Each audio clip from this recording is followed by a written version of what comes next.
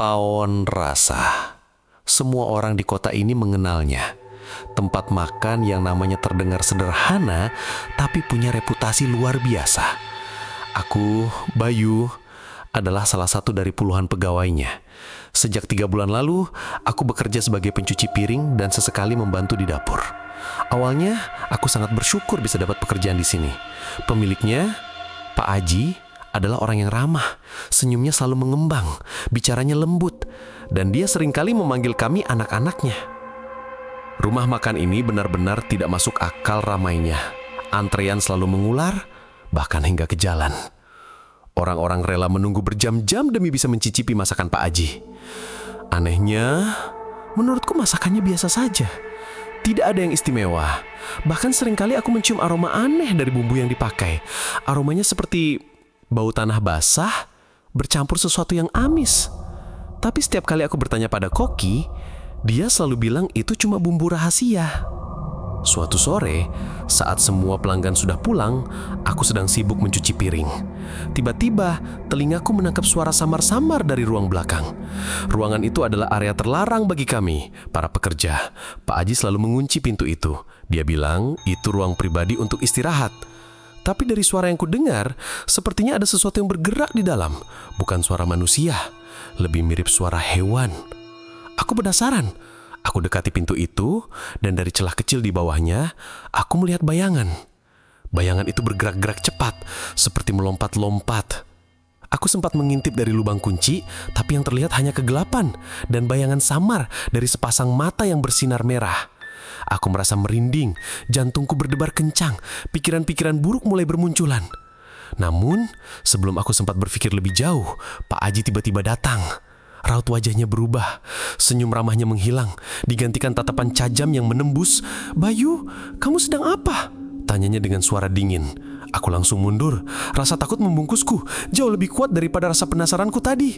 "Maaf Pak, saya cuma mau ambil sabun cuci piring," jawabku terbata-bata sambil menunjuk botol sabun yang memang berada di dekat pintu itu. Pak Aji hanya mengangguk, tapi tatapannya tetap curiga. Sejak saat itu, aku mulai memperhatikan hal-hal kecil yang janggal di Pohon Rasa.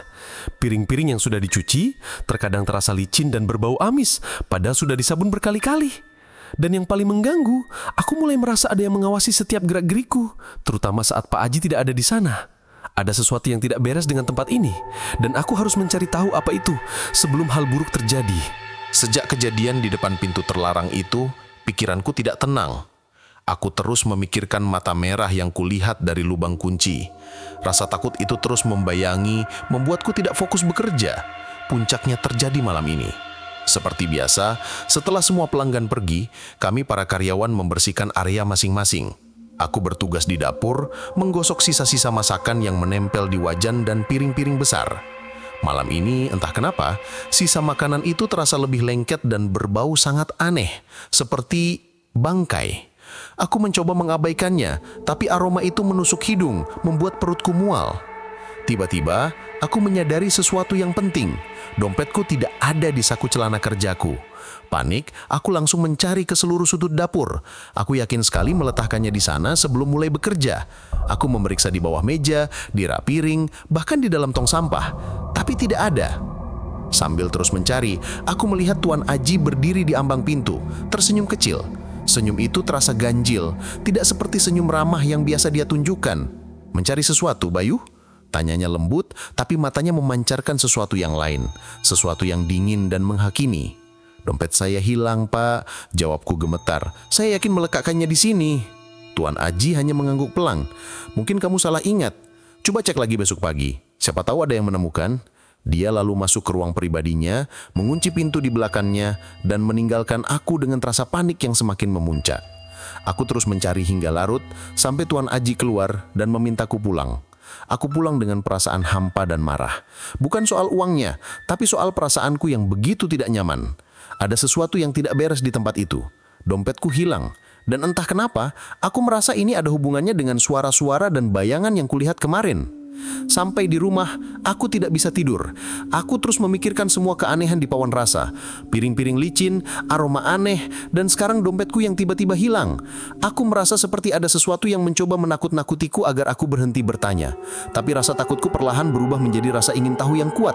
Aku harus mencari tahu apa yang sebenarnya terjadi di ruang terlarang itu.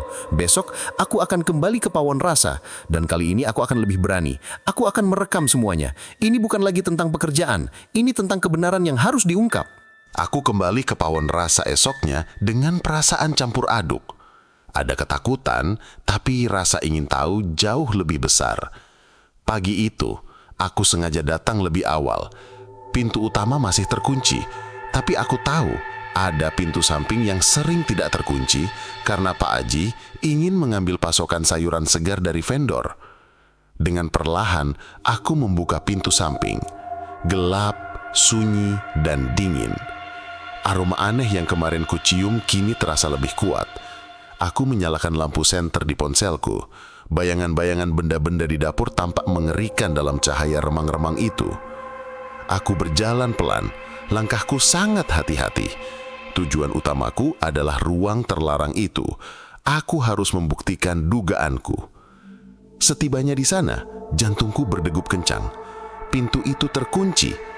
Namun aku teringat sesuatu. Kemarin, Pak Aji terlihat meletakkan kunci cadangan di bawah pot bunga dekat pintu belakang. Aku bergegas ke sana dan dugaanku benar. Kunci itu ada di sana. Tanganku gemetar saat memegang kunci itu. Ada bisikan di kepalaku, menyuruhku untuk berhenti. Tapi aku sudah terlalu jauh untuk mundur. Aku masukkan kunci itu, memutarnya perlahan. Klik. Bunyi itu terdengar seperti suara kematian dalam keheningan pagi. Pintu terbuka. Aku tidak bisa mempercayai apa yang kulihat. Bukanlah sebuah kamar pribadi, tapi sebuah ruangan yang kotor. Di tengah ruangan terdapat sebuah kandang besi besar. Dari dalam kandang itu, mata merah yang kemarin kucium kini terasa lebih kuat. Panik. Itu satu-satunya hal yang kurasakan. Kunci yang tadi kubawa sekarang terasa seperti beban. Aku tidak punya waktu untuk mengembalikannya. Suara langkah kaki Pak Aji semakin dekat, dan aku bisa merasakan bayangannya di celah pintu. Aku tahu aku tidak bisa lari melalui pintu depan. Aku harus mencari jalan lain. Aku bersembunyi di balik tumpukan karung beras. Napasku tercekat. Jantungku berdebar sangat kencang. Suaranya terasa memekakkan telinga. Dari tempat persembunyianku, aku melihat Pak Aji masuk ke ruangan terlarang. Dia tidak melihat ke arahku, melainkan langsung ke kandang monyet itu. Ada yang datang, bisiknya pada monyet itu. Suaranya terdengar tidak manusiawi, penuh dengan kebencian. Aku mencium aromanya. Monyet itu mendengking pelan, matanya yang merah menoleh ke arahku. Meskipun aku tersembunyi, aku tahu dia melihatku. Tatapannya menembus karung-karung beras, seolah dia bisa melihat langsung ke dalam jiwaku. Pak Aji lalu berjalan keluar ruangan, langkahnya cepat dan pasti. Aku tahu dia sedang mencariku. Aku harus keluar dari sini sekarang juga. Aku merayap perlahan, mencoba tidak membuat suara sedikit pun. Tiba-tiba, aku mendengar suara langkah kaki Pak Aji berhenti di depan pintu dapur. "Bayu!" panggilnya dengan suara yang dingin. "Aku tahu kau ada di sini. Keluarlah!" Aku tidak bergerak. Keringat dingin membasahi tubuhku. Tiba-tiba, aku mendengar suara mendengking lagi, lebih keras, lebih dekat. Aku menoleh ke belakang, dan betapa terkejutnya aku, monyet itu sudah keluar dari kandangnya dan berada di belakangku. Ia merangkak dengan cepat, matanya yang merah menyala, menatapku dengan tatapan mematikan. Aku langsung berdiri dan berlari sekencang-kencangnya. Aku tidak peduli dengan apapun. Yang ada di pikiranku hanya satu, keluar dari tempat terkutuk ini. Aku membuka pintu samping, berlari keluar dan menoleh ke belakang. Di ambang pintu, Pak Aji berdiri dengan senyum mengerikan di wajahnya. Di sampingnya, monyet itu mendengking dengan tatapan yang penuh kebencian. Aku terus berlari, tak peduli dengan orang-orang yang melihatku. Napasku terengah-engah dan aku merasakan dinginnya teror yang baru saja kualami. Aku tahu, sekarang aku punya bukti. Tapi aku juga tahu aku dalam bahaya. Mereka tahu aku tahu rahasia mereka, dan mereka tidak akan tinggal diam. Aku berlari tanpa tujuan. Napasku terengah-engah dan keringat dingin membasahi seluruh tubuhku. Aku terus menoleh ke belakang, takut jika Pak Haji dan monyet itu mengejarku. Tetapi tidak ada siapapun di sana. Mereka tidak mengejarku. Mereka tahu aku tidak akan berani kembali. Aku berlari hingga mencapai rumahku. Sampai di rumah, aku langsung mengunci pintu. Kakiku gemetar dan jantungku masih berdebar kencang. Aku mencoba menenangkan diri, tapi bayangan monyet dengan mata merah menyala terus membayangi pikiranku. Aku harus menceritakan ini pada seseorang. Tapi siapa? Siapa yang akan percaya ceritaku? Aku teringat pada ponselku. Aku mengeluarkan ponsel dari saku celanaku dan syukurlah ponselku masih utuh. Layarnya yang tadi mati kini sudah hidup. Aku membuka galeri dan di sana ada foto-foto yang kuambil di ruang terlarang itu. Foto-foto itu menunjukkan kandang besi di tengah ruangan, tumpukan piring kotor di sebelahnya, dan bayangan monyet yang samar-samar terlihat di dalamnya. Aku harus menunjukkan ini pada seseorang yang bisa dipercaya. Aku memikirkan teman-teman kerjaku, tapi aku ragu mereka akan percaya. Mereka semua terlalu takut pada Pak Haji. Aku tidak bisa mengambil risiko itu. Pikiranku beralih ke polisi. Tapi bagaimana jika mereka malah menertawakanku? Cerita ini terlalu aneh untuk dipercaya. Pesugihan monyet? Mereka pasti akan mengira aku gila.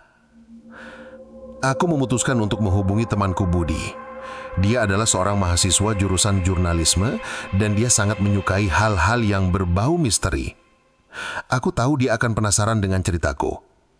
Aku mengirimkan foto-foto itu padanya dan langsung menelponnya. "Bud, aku punya sesuatu yang gila," kataku. Suaraku bergetar. "Ada apa yuk? Kamu kedengaran panik?" jawabnya. Aku menceritakan semuanya dari aroma aneh, hilangnya dompet, sampai kejadian di ruang terlarang itu. Budi terdiam. Aku bisa mendengar napasnya yang tercekat. "Gila yuk," katanya setelah beberapa saat. "Ini benar-benar gila.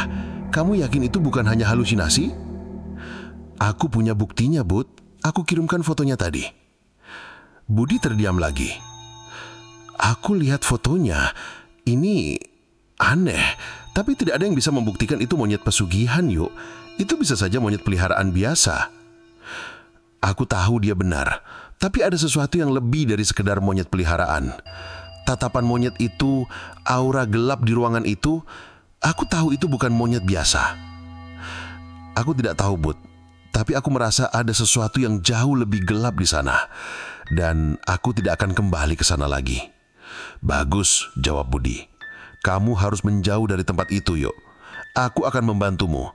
Kita akan mencari cara untuk membongkar rahasia mereka. Tapi kita harus hati-hati. Ini bukan lagi tentang pekerjaan, ini tentang nyawa." Aku menutup telepon, tapi ketegangan bukannya mereda, malah semakin meningkat. Aku merasa lega karena Budi percaya, tapi aku juga merasa takut. Pak Haji pasti tahu aku punya bukti, dan dia tidak akan tinggal diam. Aku tahu sekarang aku dalam bahaya, dan satu-satunya cara untuk keluar dari bahaya ini adalah dengan membongkar rahasia Pawon Rasa. Malam itu, aku tidak bisa tidur. Setiap suara membuatku terlonjak. Jendela berderit, pintu bergetar karena angin. Semuanya terasa seperti Pak Haji dan monyet itu datang untukku. Aku terus-menerus memegang ponselku, memeriksa foto-foto yang kuambil. Foto-foto itu terasa seperti satu-satunya bukti nyata yang tersisa dari pengalaman mengerikan itu. Keesokan harinya, Budi datang ke rumahku. Wajahnya terlihat pucat. Dia bilang dia sudah mencoba mencari informasi tentang Pak Haji dan rumah makan itu di internet, tetapi tidak menemukan apa-apa yang aneh. Seolah-olah Pawon Rasa hanyalah rumah makan biasa. Aku sudah mencoba mencari berita tentang kejadian aneh di sekitar sana atau rumor apapun tentang Pak Haji, katanya. Tapi nihil. Ini aneh, Yu. Seolah-olah ada yang menyembunyikan sesuatu. Kami berdua merasa buntu. Bukti yang kami miliki terasa kurang kuat untuk membongkar rahasia Pawon Rasa. Budi mengusulkan untuk kembali ke sana. Aku langsung menolak. "Gila, Bud. Aku tidak mau mati." "Kita tidak akan masuk, Yu," katanya. "Kita akan mengamati dari jauh. Kita harus mencari tahu lebih banyak. Aku akan membantumu. Aku tidak akan membiarkanmu sendirian." Akhirnya, aku setuju. Malamnya, kami berdua pergi ke Pawon Rasa. Kami bersembunyi di balik semak-semak di seberang jalan. Rumah makan itu terlihat sepi, gelap dan sunyi. Aku teringat pada monyet itu dan rasa takutku kembali. Tiba-tiba, lampu di ruang terlarang itu menyala. Kami berdua terdiam, memusatkan perhatian pada ruangan itu. Lewat jendela yang tidak tertutup tirai, kami melihat bayangan Pak Aji. Dia tidak sendiri. Di sampingnya, bayangan monyet itu terlihat jelas. Monyet itu tidak lagi berada di dalam kandangnya. Ia berdiri di samping Pak Aji seperti seekor anjing peliharaan. Kemudian, kami melihat sesuatu yang membuat darah kami seolah berhenti mengalir. Pak Aji mengambil sebuah piring dari tumpukan piring kotor. Dia memegang piring itu, lalu mendekatkannya ke mulut monyet itu. Dan monyet itu menjilati piring itu dengan rakus, seolah-olah dia belum makan selama berhari-hari. Aku dan Budi hanya bisa terdiam. Kami tidak bisa berkata-kata. Ini adalah bukti yang jauh lebih jelas dari yang kami dapatkan sebelumnya. Monyet itu benar-benar memakan sisa-sisa makanan dari piring pelanggan. Tiba-tiba, monyet itu menoleh ke arah jendela. Matanya yang merah menyala menembus kegelapan, seolah dia tahu kami ada di sana. Aku dan Budi langsung merunduk, bersembunyi lebih dalam di balik semak-semak. Kami bisa mendengar suara mendengking dari ruangan itu, suara yang semakin kencang, semakin menakutkan. Aku tahu, sekarang kami dalam bahaya. Mereka tahu kami ada di sana. Kami harus segera pergi. Tapi sebelum kami sempat bergerak, kami mendengar suara ketukan pintu di belakang kami. Jantungku berdebar kencang. Kami tidak sendiri di sana. Ketukan itu membuat kami berdua terdiam. Napas tertahan di dada. Aku melirik Budi. Matanya melebar karena terkejut. Kami menoleh perlahan ke arah suara. Di balik semak-semak, hanya beberapa langkah dari kami, berdiri seorang pria tua. Wajahnya kusut, matanya cekung, dan tatapannya kosong. Dia memegang sebuah tongkat kayu yang ujungnya sudah lapuk. Dia tidak mengatakan apa-apa, hanya menatap kami dengan tatapan yang sangat aneh, seolah-olah dia sudah tahu semua yang kami lakukan. Siapa Anda? Budi bertanya dengan suara serak. Pria tua itu hanya mengangkat jarinya yang kurus, menunjuk ke arah Pawon Rasa. Jangan ganggu dia, katanya. Suaranya parau dan berbisik. Dia tidak suka. Jantungku berdebar kencang. Dia? Siapa dia? Tanyaku. Pria tua itu tidak menjawab, melainkan hanya menundukkan kepalanya, lalu berjalan pergi. Dia berjalan perlahan, seolah-olah dia sedang berjalan dalam tidur. Kami hanya bisa menatapnya, bingung dan ketakutan. Kami bergegas pergi dari sana, lari secepat yang kami bisa. Kami tidak tahu siapa pria tua itu atau mengapa dia ada di sana. Tapi kami tahu satu hal, kami dalam bahaya. Pak Aji tahu kami ada di sana. Dan sekarang, kami bukan hanya berhadapan dengan Pak Aji dan monyetnya, tetapi juga dengan orang-orang yang melindunginya. Di perjalanan pulang, Budi mengemudikan motor dengan cepat.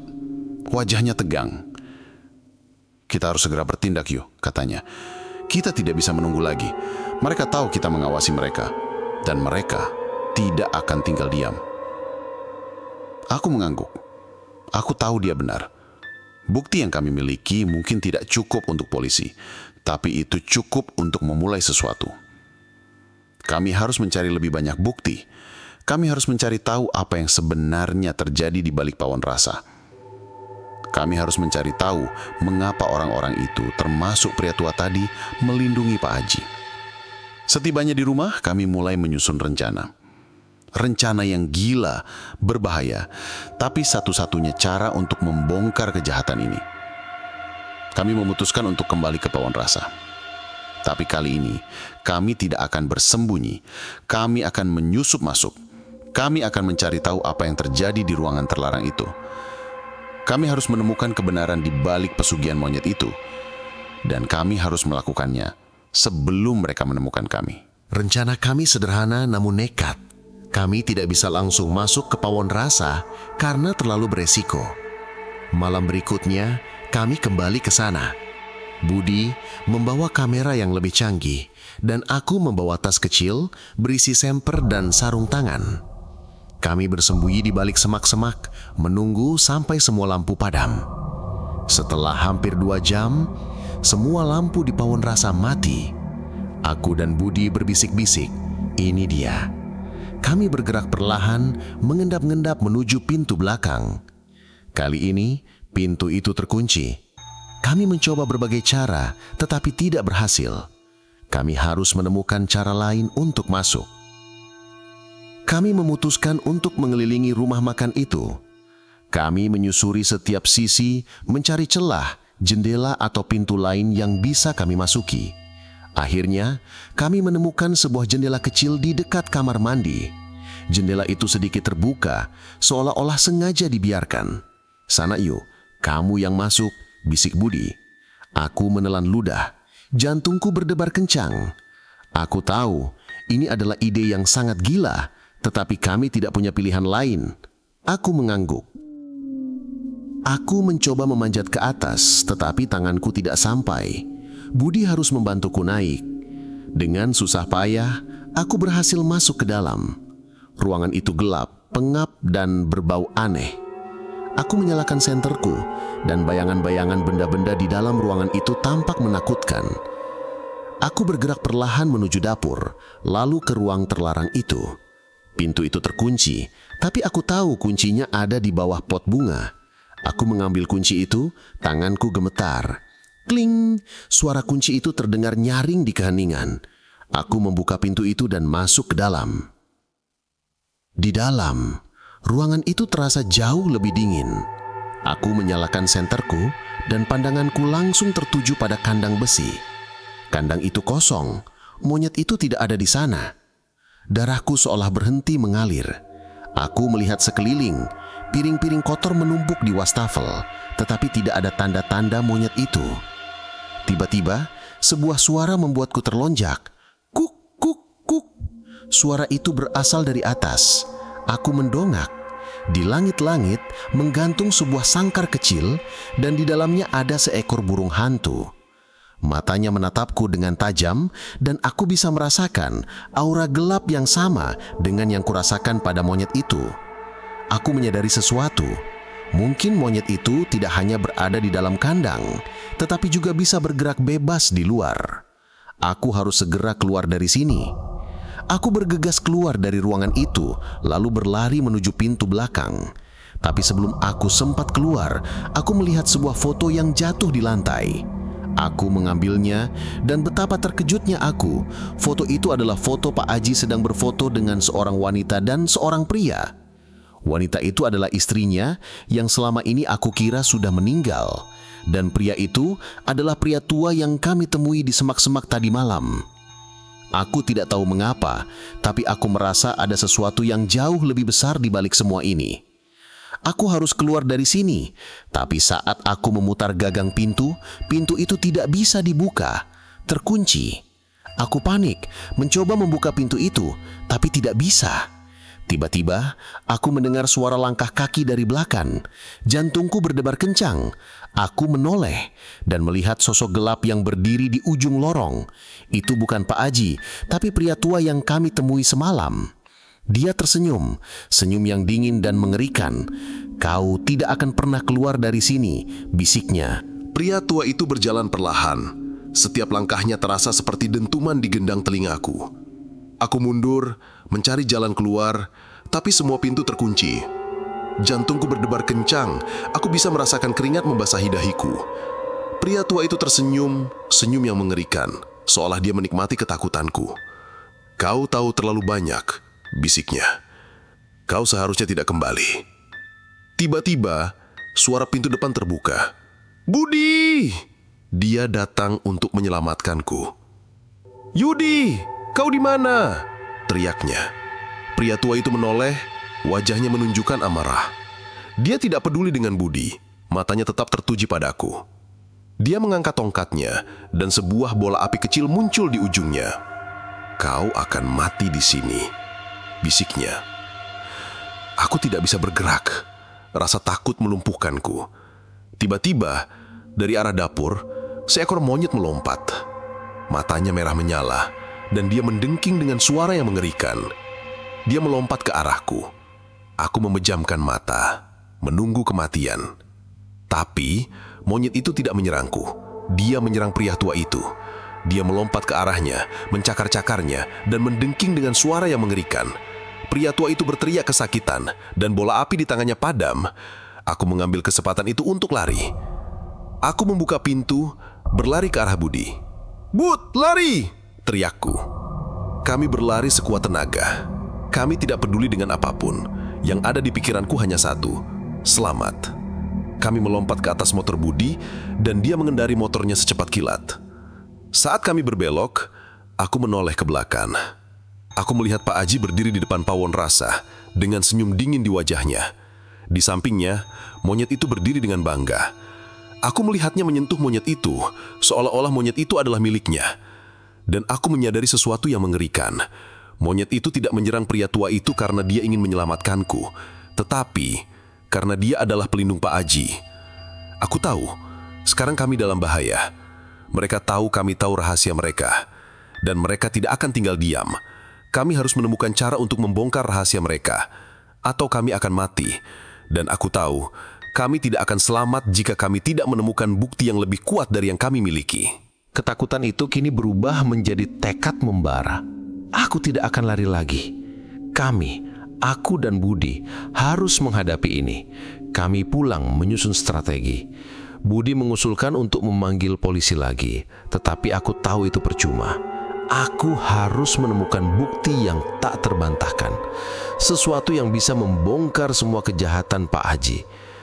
Aku teringat pada foto yang kutemukan. Foto Pak Haji bersama istrinya dan pria tua itu. Aku menyadari satu hal yang terlewatkan. Wajah wanita di foto itu. Dia tampak pucat, matanya kosong, dan di lehernya terlihat sebuah luka melingkar. Bukan bekas kalung, tapi seperti bekas cekikan. Mungkinkah Pak Haji membunuhnya? Aku dan Budi kembali ke pawon rasa. Malam itu, kami menyelinap masuk melalui jendela kecil yang sama. Kali ini, kami berbekal senter, kamera, dan sebuah obeng. Kami langsung menuju ruang terlarang itu. Pintu terkunci, tetapi kami berhasil membukanya dengan obeng. Di dalam ruangan, kandang monyet itu kosong. Piring-piring kotor menumpuk, tetapi tidak ada tanda-tanda monyet itu. Kami melihat sekeliling dan menemukan sebuah pintu di sudut ruangan. Pintu itu terkunci, tetapi kami berhasil membukanya. Di dalam, kami menemukan sebuah altar kecil. Di atasnya, sebuah patung monyet tua yang terbuat dari kayu. Di depan patung itu, sebuah wadah berisi tulang-tulang.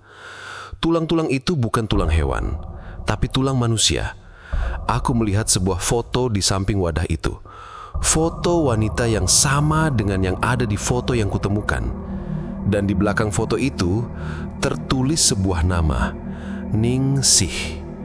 Tiba-tiba, suara pintu tertutup dan terkunci. Kami berbalik. Pak Aji berdiri di depan pintu memegang sebuah pisau yang berkilauan. Matanya merah, bukan karena marah tapi karena nafsu. Dia tersenyum, senyum yang mengerikan. "Kalian tahu terlalu banyak," bisiknya. "Tidak akan ada yang percaya cerita kalian." Tiba-tiba, dari kegelapan, seekor monyet melompat ke arah kami. Mata merahnya menyala dalam kegelapan. Ia melompat ke arahku. Aku memejamkan mata, menunggu kematian. Namun, monyet itu tidak menyerangku. Ia melompat ke arah Pak Aji, mencakar dan menggigitnya dengan ganas. Pak Aji berteriak kesakitan, dan pisau di tangannya jatuh. Aku mengambil kesempatan itu untuk berlari. Budi dan aku langsung keluar dari ruangan, meninggalkan Pak Aji dan monyet itu bertarung. Kami berlari keluar dari pawon rasa. Kami tidak peduli dengan apapun. Yang ada di pikiranku hanya satu, selamat. Kami melompat ke motor Budi dan dia mengendarai motornya secepat kilat. Kami berhasil. Kami telah menemukan bukti yang kami butuhkan. Tapi aku tahu ini belum berakhir. Kami harus membongkar semua kejahatan ini atau kami akan mati. Dan aku tahu kami tidak akan selamat jika kami tidak menemukan bukti yang lebih kuat dari yang kami miliki. Pagi itu, berita menyebar cepat. Pawon rasa ditutup oleh pihak kepolisian. Aku dan Budi berada di kantor polisi, memberikan kesaksian. Kami menunjukkan foto-foto yang kami ambil, menceritakan semua yang kami alami. Polisi awalnya ragu, tapi setelah kami tunjukkan bukti fisik berupa tulang-tulang di altar, mereka mulai percaya. Kami menceritakan tentang Pak Haji, monyet pesugihan, dan pria tua yang kami temui. Polisi melakukan penggeledahan di rumah makan itu. Mereka menemukan altar, patung monyet, dan tulang-tulang manusia yang kami sebutkan. Mereka juga menemukan sebuah jurnal tua. Di dalam jurnal itu, Pak Haji menuliskan semua ritual yang dia lakukan dan bagaimana dia membunuh istrinya, Ningsih, dan mengorbankannya untuk pesugihan monyet itu. Jantungku berdebar kencang saat aku membaca isi jurnal itu. Ternyata, Pak Haji adalah keturunan dari keluarga yang telah lama terikat dengan pesugihan monyet. Monyet itu adalah jelmaan dari arwah nenek moyangnya yang serakah. Untuk mendapatkan kekayaan, keluarga itu harus mengorbankan salah satu anggota keluarga, dan Ningsih adalah korbannya. Aku juga membaca tentang pria tua itu. Dia adalah ayah dari Ningsih.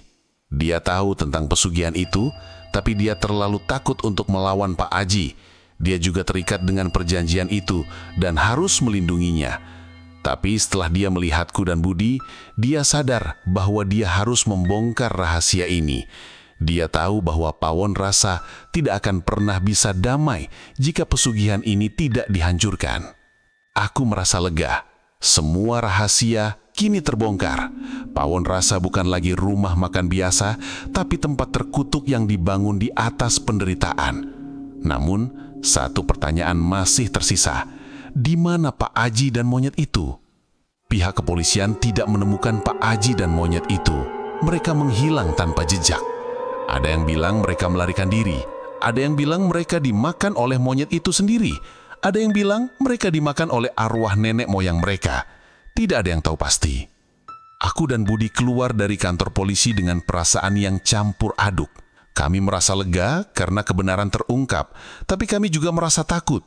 Kami tahu mereka mungkin akan kembali, mereka mungkin akan mencari kami, dan kami tahu kami tidak akan pernah bisa hidup damai selama mereka masih ada. 1 bulan berlalu sejak Pawon rasa ditutup.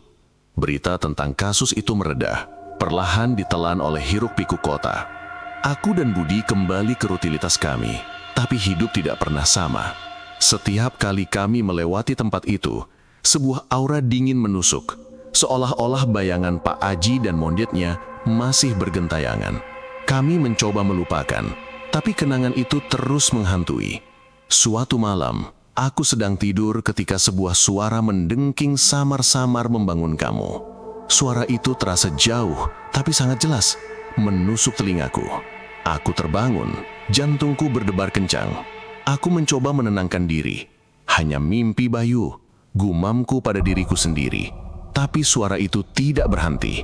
Aku melompat dari tempat tidur, menempelkan telingaku di jendela. Di luar, tidak ada apa-apa. Aku kembali ke tempat tidur, mencoba memejamkan mata. Tapi suara itu kembali. Kali ini lebih dekat, lebih nyata. Aku tahu, itu bukan mimpi. Itu adalah suara monyet. Monyet itu datang untukku. Aku melompat dari tempat tidur, langsung mengunci pintu dan jendela kamarku. Aku panik. Aku tahu aku tidak bisa lari. Tiba-tiba, suara ketukan pintu terdengar. "Bayu, buka pintunya!" Itu suara Budi. Aku langsung membuka pintu, dan Budi langsung memelukku. "Aku dengar suaranya," bisiknya. "Dia ada di sini." Aku dan Budi tidak tahu harus berbuat apa. Kami hanya bisa menunggu. Kami menunggu di dalam kamarku, berpegangan tangan. Kami tahu kami tidak akan selamat. Kami tahu kami akan mati. Tiba-tiba, suara kaca pecah terdengar. Aku dan Budi langsung menoleh. Kaca jendela kamarku pecah, dan di dalamnya ada sebuah bayangan gelap. Aku tidak bisa melihatnya dengan jelas, tapi aku tahu itu dia, monyet itu. Matanya merah menyala. Dia tersenyum, senyum yang dingin dan mengerikan. Aku dan Budi berteriak. Kami tidak bisa bergerak. Rasa takut melumpuhkanku. Aku melihat monyet itu melompat ke arah kami. Aku memejamkan mata, menunggu kematian. Tapi monyet itu tidak menyerang kami. Dia melompat ke arahku, mencakar dan menggigitku dengan ganas.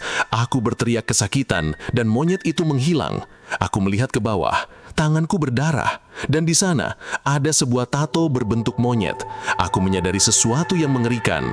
Monyet itu tidak datang untuk membunuhku, tetapi untuk membuatku menjadi bagian dari pesugihan itu.